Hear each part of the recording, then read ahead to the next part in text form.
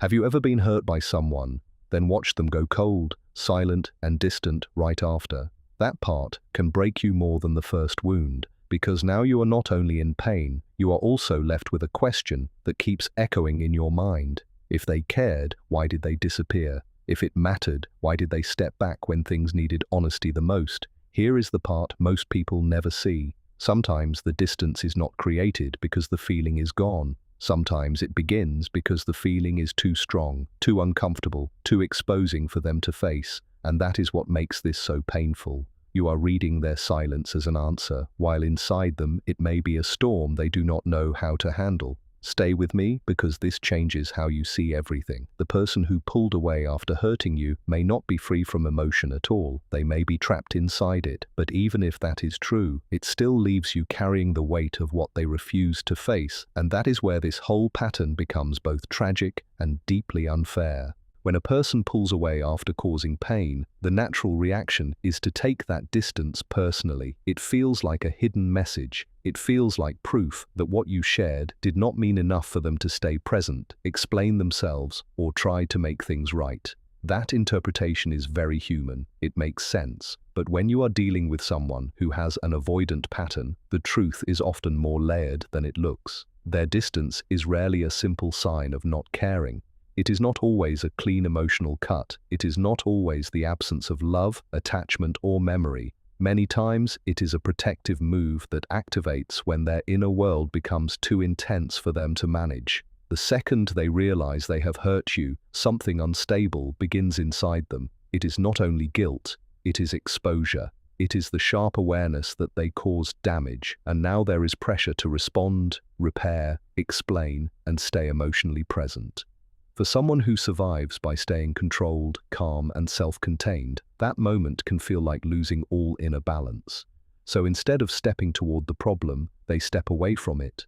From the outside, that looks like indifference. It can look cold, it can look heartless, but inside, it is often panic mixed with shame, pressure, and emotional overload. And this is where the misunderstanding begins, because the same action means two very different things to each of you. To them, distance can feel like a way to calm the system. It can feel like pressing pause before everything gets worse. Their mind starts creating quiet defenses. Maybe I should give space. Maybe if I stay close, I will only add more damage. Maybe I will say the wrong thing. Maybe I am not able to handle this the right way. These thoughts do not always sound dramatic, but they create a powerful excuse to leave the emotional scene without resolving it. So distance becomes a form of self-regulation, not real repair, not true accountability, just relief, temporary relief, and that is the key difference. While they are trying to lower the pressure inside themselves, you are left carrying the pressure alone. You are left waiting for acknowledgement, clarity, some sign that your pain was seen. Instead, there is silence. And silence after hurt never feels neutral. It feels like the wound is happening again in slow motion. It feels like the original pain was ignored, then covered by another pain. This is why the withdrawal can cut even deeper than the first mistake. Because now the issue is no longer only what happened, it is also the fact that they would not stay present long enough to face what happened with you. And if you have ever been there, you know how brutal that feels. It leaves you replaying every moment, searching for meaning, wondering whether the connection was real or whether you simply imagined depth where there was none. But what is important to understand is this: their withdrawal is usually built to protect the self, not the relationship. Those are not the same goal. Healing a relationship asks for something much harder. It asks for emotional tolerance. It asks for staying in the room with discomfort. It asks for listening, admitting fault, and holding tension without running from it. It asks for repeated action, not just private feeling.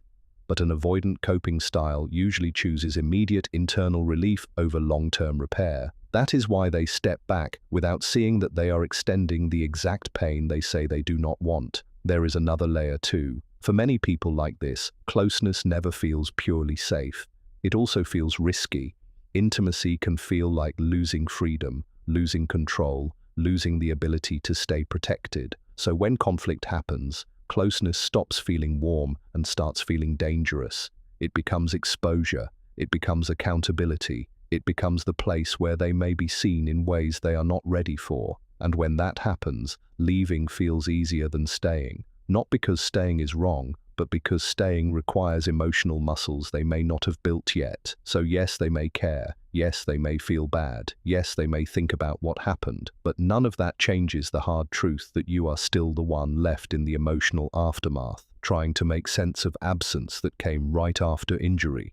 This is why you cannot confuse someone's distance with your worth. Their withdrawal is not a reliable measurement of your value. It is more often a reflection of how they deal with emotional stress, responsibility, and inner conflict. But do not let that understanding turn into self-betrayal, because intention does not erase impact. Even if their silence comes from fear, confusion, or overwhelm, the result for you is still the same. You are left without repair, you are left without presence, you are left with unanswered pain. So the real question is not only why they pulled away, the deeper question is what you do with that reality. Do you chase them? Do you keep translating their silence into secret care? Do you wait for their inner struggle to become your life sentence? Or do you recognize that distance used to escape accountability is not protection at all? It is delay. And delay, repeated again and again, slowly becomes loss. That part matters, because many people get trapped trying to understand the wound so deeply that they stop protecting themselves from it. They become experts in the other person's pain while ignoring their own.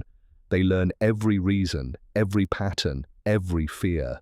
But none of that creates safety if the other person still does not show up. And if you are listening closely, you already know this truth in your body. Understanding why someone disappeared may give context, but context alone does not hold you when you are the one lying awake at night with no closure. Underneath all this, there is often guilt, but not the healthy kind that leads to an honest apology and real change. This is the kind of guilt that turns inward and becomes heavy, almost poisonous. Instead of thinking, I need to make this right, they start feeling, I am the problem. I always mess this up. I bring pain. I ruin closeness. And that identity becomes too painful to face directly. So rather than walking back toward the damage they caused, they walk away from the emotional meaning of it. They start building private stories that make distance feel wise. If I go back, I will only make it worse. If I explain myself, I will be misunderstood. If I stay involved, things will get too intense again. These thoughts may not be fully conscious, but they are powerful. They lower pressure. They reduce shame. They help the person escape the unbearable feeling of being the one who caused harm. The tragedy is that this can make avoidance look like maturity in their own mind. It can feel responsible to stay away. It can feel safer to remain silent. But real responsibility does not remove you from the pain you created. Real responsibility asks you to stay near enough to face it, to name it, to hear it, to take part in repair. That is exactly what avoidant patterns struggle with most, and this is why unresolved guilt can be more damaging than no guilt at all. Because it creates inner emotion without outer repair. It leaves everything hanging. The feeling exists, but the relationship still starves. From your side, this is incredibly confusing. Most people connect guilt with action. In healthy dynamics, when someone feels bad for hurting you, they usually reach out, they apologize, they explain, they try to repair trust. So when none of that happens, you naturally assume the feeling must not be there. But that is not always true. In many avoidant patterns, the emotion is present, yet it never becomes behavior. And relationships are not sustained by invisible feelings. They are sustained by what can be seen and felt in real time. Communication, follow-through, honest effort, presence during difficult moments. Without those things, internal emotion becomes almost meaningless in practical terms. That is why you can sense that something still exists under the surface, and yet feel completely abandoned at the same time. It is emotional suspense. Nothing is finished. Nothing is clear. There is no clean ending, but there is also no true return. That kind of incompletion is exhausting. It keeps the mind open. It keeps the heart waiting. It makes you question yourself. Maybe I asked for too much. Maybe I pushed too hard. Maybe they just need time. Maybe silence means something softer than it feels. But silence in this situation is not empty. It is active non-repair. It is the absence of needed action. And no matter what fear is hiding behind it, the effect on you remains the same. You are left holding the connection alone, and that imbalance slowly drains your emotional strength. So yes, it helps to understand the psychology. It helps to know that fear can hide behind withdrawal, that shame can look like silence, that inner conflict can exist even when outward action is missing. But empathy should never become a replacement for standards. Understanding someone's wounds should not force you to live inside them. There comes a point where the reason behind their behavior matters less than the reality it creates. And the reality is simple. If guilt keeps someone from showing up, speaking honestly, and taking responsibility, then that guilt is not helping the bond. It is blocking it. You cannot build something meaningful with a person who feels deeply in private, but remains absent in public. This is the uncomfortable truth many people resist because hope feels softer than clarity. But clarity is what protects your life. Guilt that hides from responsibility is not true remorse. It is retreat. And when retreat keeps repeating, it becomes a pattern, not a phase. This next part is important, so do not scroll away in your mind. Even when they are distant, even when they say nothing, the connection may not fully disappear for them. It can still live inside. But that does not mean it will come back to life in action. And that difference between inner feeling and outer movement is where so many people get trapped for months, sometimes years, waiting for a private emotion to become a visible choice. They can miss you and still not return. That truth hurts because it breaks a belief many people carry. We want to believe that missing someone naturally creates movement. We want to believe that if the feeling is strong enough, it will push a person toward honesty, toward reconnection, toward action. But for someone who avoids emotional discomfort, longing does not always become motion. It can stay locked inside. They may feel the absence in quiet moments. They may replay your conversations. They may remember what mattered. They may know deeply that what you had was rare. But that does not guarantee a message, a phone call, or a sincere effort to repair. In fact, the stronger the feeling, the more exposed they may feel, and the more they may freeze. So instead of letting that longing guide them back, they keep it hidden where it feels safer. Over time, the connection can even change form inside them. It becomes memory instead of presence, thought instead of effort. You become someone they revisit in their mind rather than someone they approach in reality. And once that happens, idealization often begins. The hard parts get softened by distance. The tension fades. The living, breathing relationship becomes a cleaner image in memory. They can feel close to that image without facing any demands. No apology, no uncertainty, no risk of being rejected or confronted, just feeling without responsibility. And that inner version may comfort them, but it does nothing for the real relationship that was left behind. That is why the gap becomes so painful for you. From your side, care means showing up. Love means action. Connection means effort, honesty, and the courage to stay when things are hard. So when someone remains silent, the message feels obvious. It feels like you did not matter enough. But the deeper reality is more frustrating. It may not be that you did not matter. It may be that what you represented asked for more emotional capacity than they currently have. Instead of stepping into that challenge, they retreat into a version of the bond that asks nothing from them. You are dealing with the real relationship. What happened? What was broken? What needs attention? They are dealing with an internal version. What they felt, what they remember, what they can think about from a safe emotional distance. Those two worlds do not meet. You are standing in reality while they are standing in reflection. And reflection never has to apologize.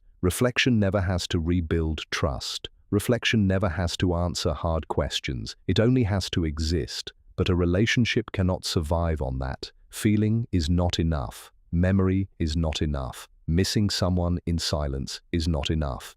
Real connection needs participation, it needs movement, it needs choice. And when those things are missing, what remains is not a stable bond. It is emotional uncertainty dressed up as potential. And uncertainty, if left untouched for too long, begins to damage your peace in ways that are easy to underestimate. When you put all of this together, you begin to see the deeper split inside this pattern. There are usually two forces living inside them at the same time. One part wants closeness. It wants warmth, safety, understanding, and connection. It wants to come near. It wants to feel loved without losing itself. But the other part fears everything closeness demands once it becomes real. Vulnerability, accountability, exposure, the possibility of being emotionally overwhelmed, the risk of being seen when they feel messy, flawed, or ashamed. These two forces do not cancel each other out. They live side by side, and when conflict hits, both become louder.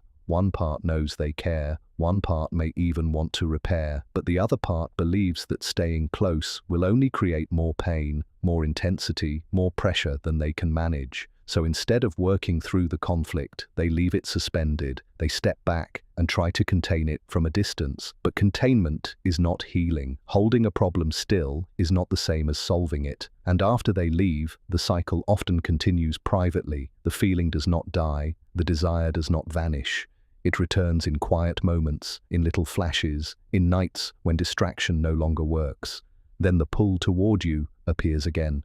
But so does resistance. The memory of what would need to be faced if they came back, the apology, the discomfort, the emotional weight, so they stay stuck in the middle, half drawn to connection, half committed to escape. This suspended state is where so many misunderstandings begin. From your side, absence looks like an answer. It looks final. It looks like if someone truly cared, they would reach out. If they truly valued the bond, they would do something about it. That logic is natural because for many people, feeling and behavior move together. But here, those two things are split apart. Emotion exists, yet it gets blocked before it becomes action. Intention may be real, but it dies before it turns into visible effort. That creates a painful disconnect between what may be happening inside them and what you are actually living through outside of them. And what you are living through is instability. You are not dealing with a person who is fully absent in feeling. You are dealing with someone who may be emotionally present at times, but behaviorally unreliable. That makes detachment much harder, because if there were nothing there, your mind would eventually accept it and close the door. But when there is emotion without follow-through, awareness without movement, and signals without consistency, the mind keeps trying to solve the puzzle. It keeps making room for interpretation. Maybe they need more time. Maybe they are struggling. Maybe something will shift. Maybe this silence is temporary. That maybe becomes a trap. It stretches time. It keeps the emotional door cracked open. And the longer that door stays open, the more energy you lose standing in it, hoping someone else will decide to walk through. What often goes unseen is that time does not automatically heal this kind of pattern. Time alone does not magically turn fear into readiness. Distance alone does not create emotional skill. Silence alone does not produce courage, insight, or repair. In many avoidant dynamics, time actually strengthens the habit of withdrawal. The longer they stay away, the more normal that distance starts to feel. The emotional system adapts to the lower pressure. The mind slowly builds a story that being away is safer, easier, more manageable. Returning does not become simpler, it often becomes heavier, because now the original hurt is mixed with time past, words unsaid, tension stored, and the growing weight of everything left unresolved.